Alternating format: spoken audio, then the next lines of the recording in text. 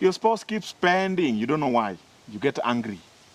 And then you have a spouse who just doesn't want to spend, or risky behavior, and you are afraid. Well, what if your relationship was a bank account? This book opens up with the important statement: love is a good money is a good conductor of love. How do we support our relationships with money? You know, one time we were courting and he asked a question: can you run a house with X amount of money? And I didn't get it. The next thing I got was a breakup. Now, I didn't fully get it until the time when he came back. And I realized that the breakup was actually because of a financial problem. He did not get how we could run a home or get married with X amount of money. I was a student then. And so I learned how to make money before being employed. You know, selling sandwiches, trying to grow watermelons, running a shop, writing business proposals and getting people to fund it. And I realized that we came from different financial philosophies. One time he gave me 5,000 shillings, and really that was a huge sacrifice. Guess what I did?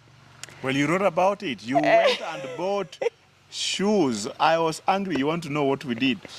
But you see, friends, spouses will operate differently. People will express different fears and different attitudes depending on several things that inform the fear and Their behavior. Even their behaviors. They'll be afraid of taking certain risks. There are people who will be held into little homes. They can't go out and buy land. You want to know, what is the financial philosophy around your home?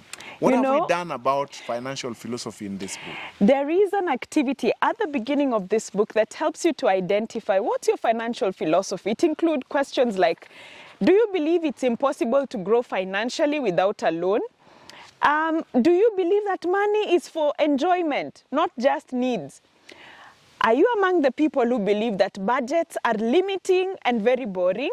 Do you also get anxious when you have little money? There are people whose behavior change when money changes in their pocket. Some people are afraid of checking their bank account. Others have been told they are too modest, too frugal. So there are statements in this book that can help you. Some people think a permanent job is better than being self-employed. Is that true? I don't know. Well, the only way you can know is to check that philosophy against the criteria that is set to reveal for you your financial personality. Talk to me about financial personalities. Yeah, so there are people who have different personalities. So they are risk takers and hustlers. These guys are always trying one business after another. You know, they'll put money here, put money there, even if it's failing, they'll keep trying and trying. Then there are others who are minimalists. You know, they want to live, they have the money, but they will minimize everything. Then, so how you know whether you're a minimalist, you are a fear-based thinker, or you are a religious guilt giver? We talked about guilt giving in chapter 12 actually. Scarcity thinker, image spender, or status seeker. There are those philosophies. You can only discover your personality if you read the book. There are people who are hustler, risk takers, and you need to know your spouse whether they are content minimalist. And content means they are happy with their life and they don't want to add anything. Exactly. And when you realize your spouse's personality, you can make their strengths work for you. So for example, when we realized I love spending and he's more strategic, what do? We realize that when we need to spend, give it to the spender. But when we need to plan strategically and achieve certain goals, we give it to the mind of the home. And our different personalities do not need to lead us to fight. And also those personalities can always be improved. There's a part here where each personality is told what is the weakness in the personality and what you need to improve on. We will come to that in chapter 2. Before we leave with chapter 1, tell me about the guy that was scolding you for flowers. So one time, he's bought me flowers and I couldn't drive home. So I used a public vehicle to go home while carrying the flowers. So in these public vehicles, the conductor stops and says, madam, you couldn't have found better things to buy with the money, like vegetables. And I tell him, but flowers are beautiful too.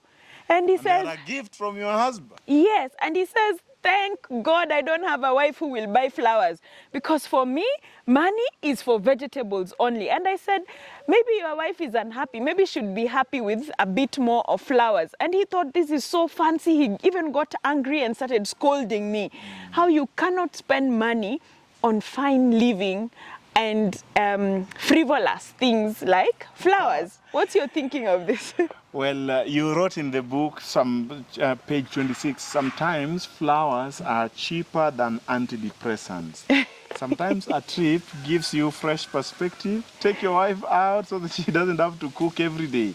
It's a place, it's a section on chapter 1 called Finances for Fine Living. The activities we want you to do today, you can try this in your home. Start with reflection. Where are you? What are your personality? What are the things that could help you generate income? Where do you overspend? And then again, rewrite your narrative and see what you inherited from your parents, things that you can grow in and things like that. In the next chapter, we will tell you what you can grow in to create financial intimacy in your relationships.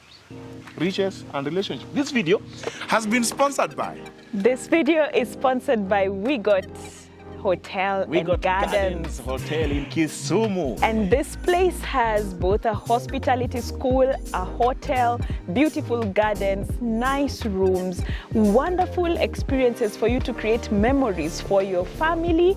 And flowers. And flowers, of course. It has beautiful flowers. So thank you very much, We Got Gardens, for sponsoring this video. Key takeaways. Love is the foundation, but money is a necessary pillar. Your mindset, not your paycheck, shapes your financial future. Exactly. Fear is a normal part of financial growth, but you can leverage on it. And lastly, if you want to break through, start with small ideas.